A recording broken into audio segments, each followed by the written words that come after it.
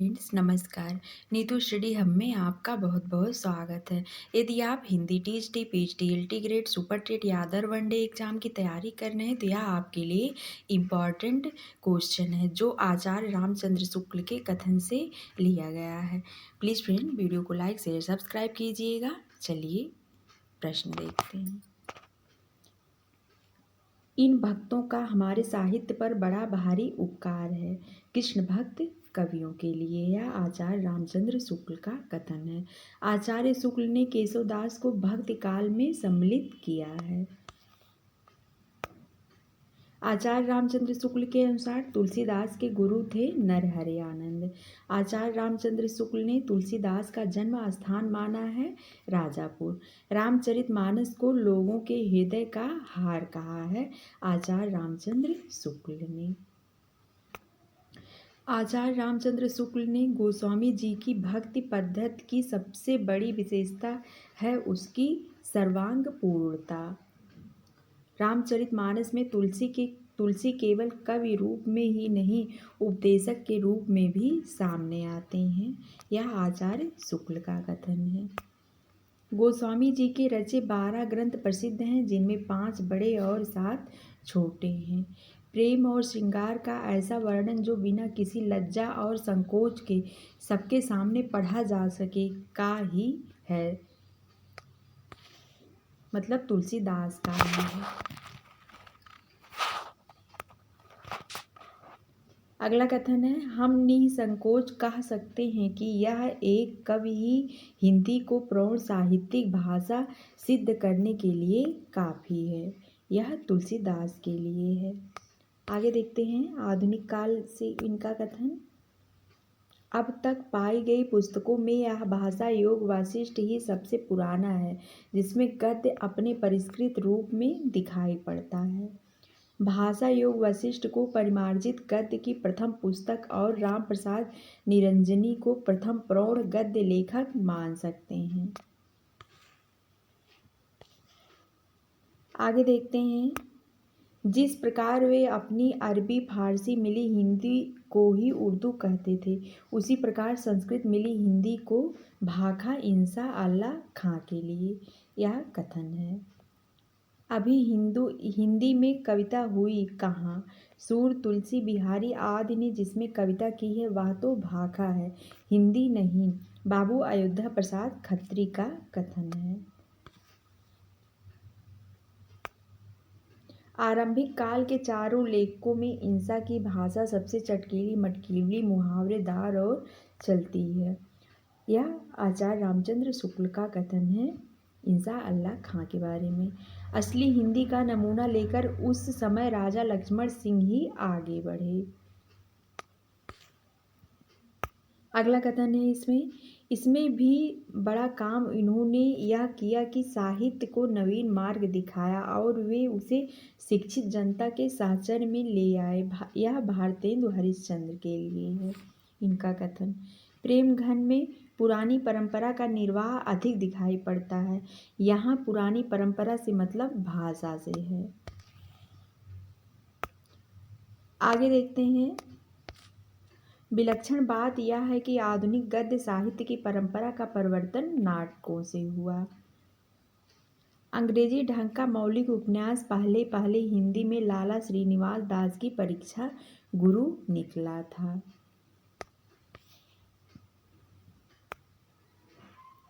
आगे का कथन है, भारतेंदु हरिश्चंद्र की भाषा को हरिश्चंद्री हिंदी कहा है आचार्य रामचंद्र शुक्ल ने भारतेंदु के नाटक सत्य हरिश्चंद्र को बंगला में से अनुदित नाटक माना है। वे सिद्ध वाणी के अत्यंत सरल हृदय कवि थे भारतेंदु हरिश्चंद्र के लिए। अपनी सर्वतोन्मुखी प्रतिभा के बल से एक ओर तो वे पद्माकर द्विजदेव की परंपरा में दिखाई पड़ते थे, दूसरी ओर बंग देश के माइकेल एवं हेमचंद्र की श्रेणी में भारतेंदु हरिश्चंद्र के लिए है। प्राचीन और नवीन का ही सुंदर सामंजस्य भारतेंदु की कला का विशेष माधुर्य है। आगे कथन है, श्रीयुत पंडित महावीर प्रसाद द्विवेदी ने पहले पहल विस्तृत आलोचना का रास्ता निकाला। आगे देखते हैं, आलस्य का जैसा त्याग उपन्यासकारों में देखा गया वैसा और किसी वर्ग के हिंदी के लेखकों में नहीं। पहले मौलिक उपन्यास लेखक जिनके उपन्यासों की सर्वसाधारण में धूम हुई काशी के बाबू देवकीनंदन खत्री थे। ये वास्तव में घटना प्रधान कथानक या किस्से हैं जिनमें जीवन के विविध पक्षों के चित्रण का कोई प्रयत्न नहीं, इससे ये साहित्य कोट में नहीं आते हैं। आगे का कथन है इनका, देवकीनंदन खत्री के उपन्यासों के लिए उन्होंने साहित्यिक हिंदी न लिखकर हिंदुस्तानी लिखी जो केवल इसी प्रकार की हल्की रचनाओं में काम दे सकती हैं। देवकीनंदन खत्री के लिए इनका कथन है। आगे का कथन है इनका, उपन्यासों का ढेर लगा देने वाले दूसरे मौलिक उपन्यासकार पंडित किशोरी लाल गोस्वामी हैं, जिनकी रचनाएं साहित्य कोट में आती हैं। साहित्य की दृष्टि से उन्हें हिंदी का पहला उपन्यासकार कहना चाहिए। पंडित किशोरी लाल गोस्वामी के लिए है, इन्होंने पंडित किशोरी लाल गोस्वामी जी को पहला उपन्यासकार माना है। आगे का कथन है इनका, यदि इंदुमती किसी बंगला कहानी की छाया नहीं तो हिंदी की यही पहली मौलिक कहानी ठहरती है। इसके उपरांत 11 वर्ष का समय फिर दुलाई वाली का नंबर आता है।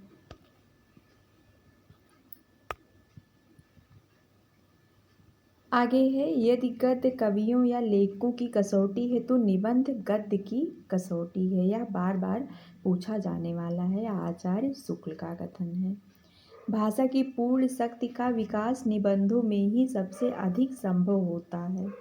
आचार्य शुक्ल ने उसने कहा था कहानी को अद्वितीय कहानी माना है।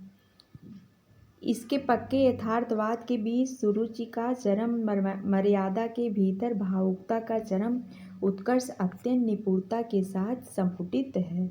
घटना इसकी ऐसी है जैसे बराबर हुआ करती है, पर उसमें भीतर से प्रेम का एक स्वर्गीय स्वरूप झांक रहा है। केवल झांक रहा है, निर्लज्जता के साथ पुकार या करा नहीं रहा है। उसने कहा था कहानी के लिए है इनका कथन। आगे है, इसकी घटनाएं ही बोल रही हैं, पात्रों के बोलने की अपेक्षा नहीं। उसने कहा था कहानी के लिए है इनका कथन।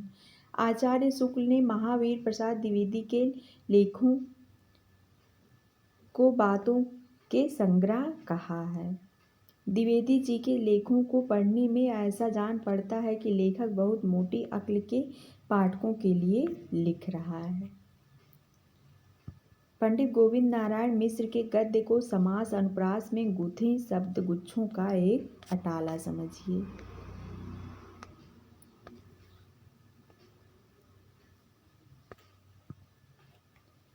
आगे कथन देखिए, उनके अधिकांश लेख भाषण मात्र हैं, अस्थायी विषयों पर लिखे हुए निबंध नहीं। पंडित जगन्नाथ प्रसाद चतुर्वेदी के लिए है।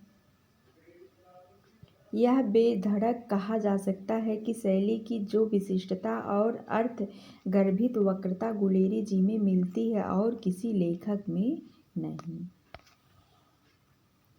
आगे कथन देखिए इनका, समालोचना के दो प्रधान वर्ग होते हैं, निर्णयात्मक और व्याख्यात्मक। इन पुस्तकों को एक मोहल्ले में फैली बातों से दूसरे मोहल्ले वालों को कुछ परिचित कराने के प्रयत्न के रूप में समझना चाहिए, स्वतंत्र समालोचना के रूप में नहीं।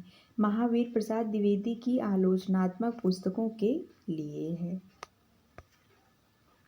अगला कथन देखते हैं, यद्यपि द्विवेदी जी ने हिंदी के बड़े बड़े कवियों को लेकर गंभीर साहित्य समीक्षा का अस्थायी साहित्य नहीं प्रस्तुत किया, पर नई निकली पुस्तकों की भाषा आदि की खरी आलोचना करके हिंदी साहित्य का बड़ा भारी उपकार किया। यदि द्विवेदी जी ना उठ खड़े होते तो जैसी अव्यवस्थित व्याकरण विरुद्ध और ऊटपटांग भाषा चारों ओर दिखाई पड़ती थी, उसकी परंपरा जल्दी ना रुकती। उसके प्रभाव से लेखक सावधान हो गए और जिनमें भाषा की समझ और योग्यता थी, उन्होंने अपना सुधार किया।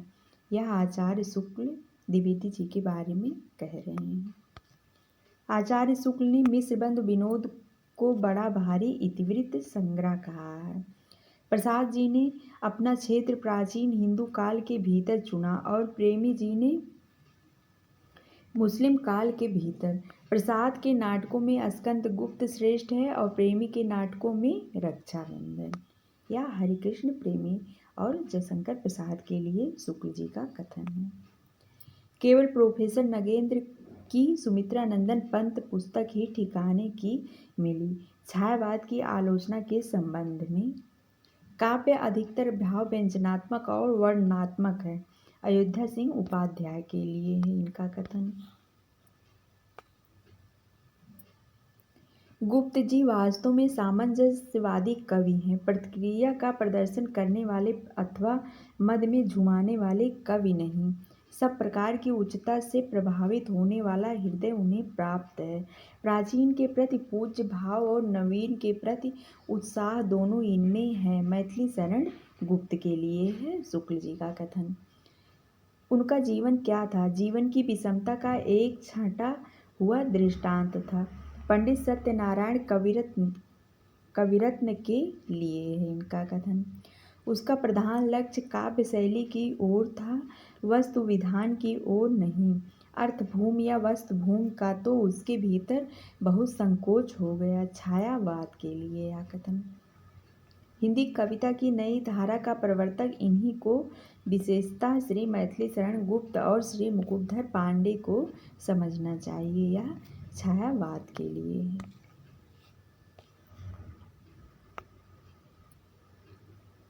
आगे देखते हैं।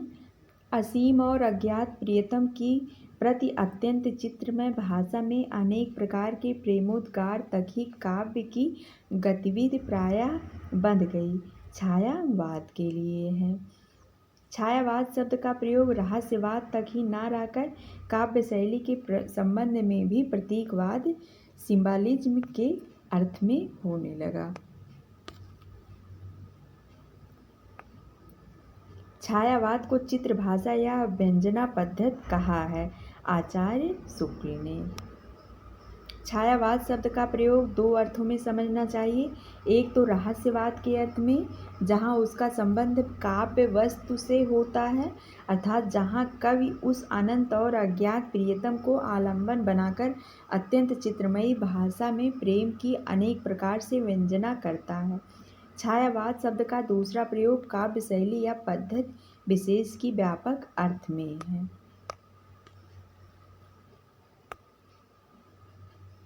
छायावाद का सामान्यतः अर्थ हुआ प्रस्तुत के स्थान पर उसकी व्यंजना करने वाली छाया के रूप में अप्रस्तुत का कथन है। छायावाद का केवल पहला अर्थात मूल अर्थ लिखकर तो हिंदी काव्य क्षेत्र में चलने वाली श्री महादेवी वर्मा ही हैं। पंत प्रसाद निराला इत्यादि और सब कवि प्रतीक पद्धति या चित्र भाषा शैली की दृष्टि से ही छायावादी कहलाए। अगला कथन है इनका। अनियोक्त पद्धति का आलंबन भी छायावाद का एक विशेष लक्षण हुआ है।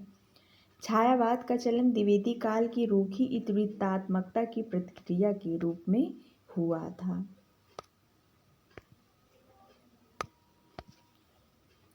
आगे का कथन है।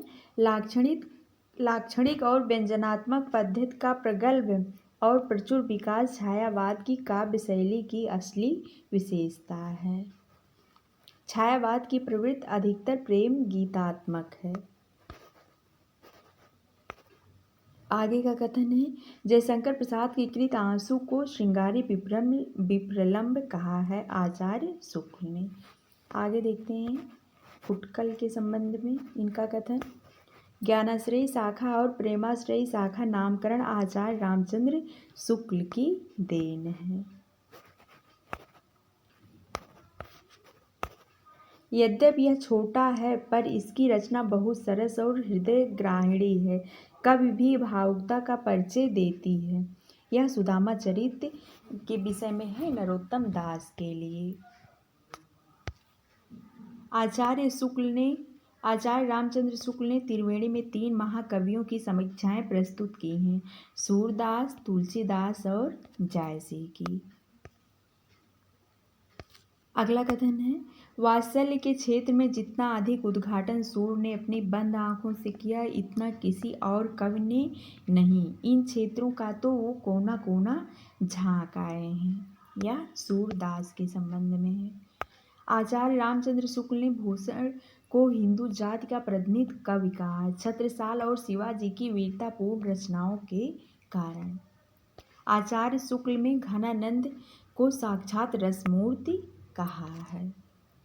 प्रेम मार्ग का ऐसा प्रवीण और वीर पथिक तथा जमादानी का दावा रखने वाला ब्रज भाषा का दूसरा कवि नहीं हुआ। यह घनानंद के लिए है। आचार्य शुक्ल का कथन, भाषा के लक्षक एवं व्यंजक बल की सीमा कहाँ तक है, इसकी पूरी परख इन्हीं को थी। घनानंद के संबंध में है। रीतिकाल के कवियों में यह बड़े ही प्रतिभा संपन्न कवि थे। देव के लिए है।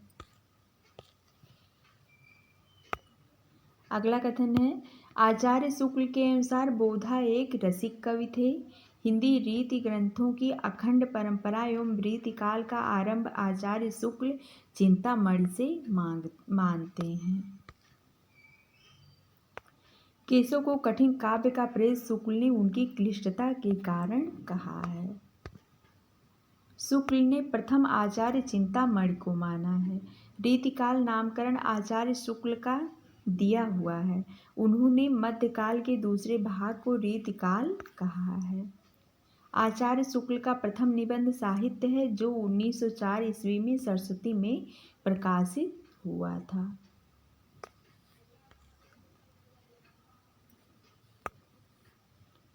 शुक्ल के चिंतामणि के वर्तमान में 4 खंड हैं। प्रथम खंड में 17 और द्वितीय खंड में 3 निबंध हैं। आचार्य शुक्ल को कलात्मक निबंध का जनक माना जाता है।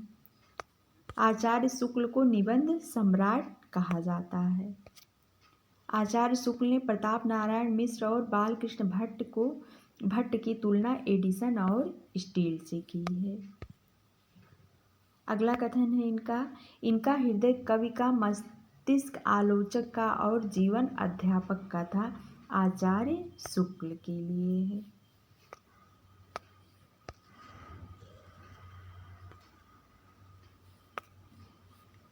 रामचंद्र शुक्ल को हिंदी का एकमात्र आचार्य घोषित किया है नामवर सिंह ने।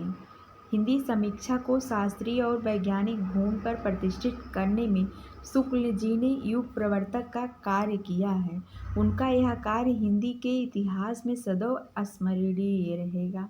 यह नंद दुलारे वाजपेयी के संबंध में है। आचार्य शुक्ल का कथन, भाषा, साहित्य और समाज को एक साथ रखकर मूल्यांकन करने वाले आलोचक माने जाते हैं आचार्य शुक्ल और रामविलास शर्मा।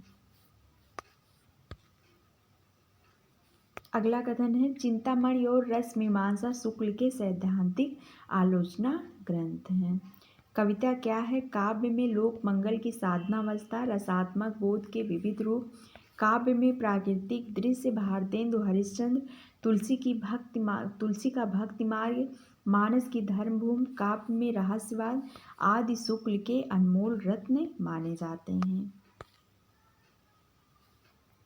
आलोचना का कार्य किसी साहित्यिक रचना की अच्छी तरह परीक्षा करके उसके रूप, गुण और अर्थव्यवस्था का निर्धारण करना।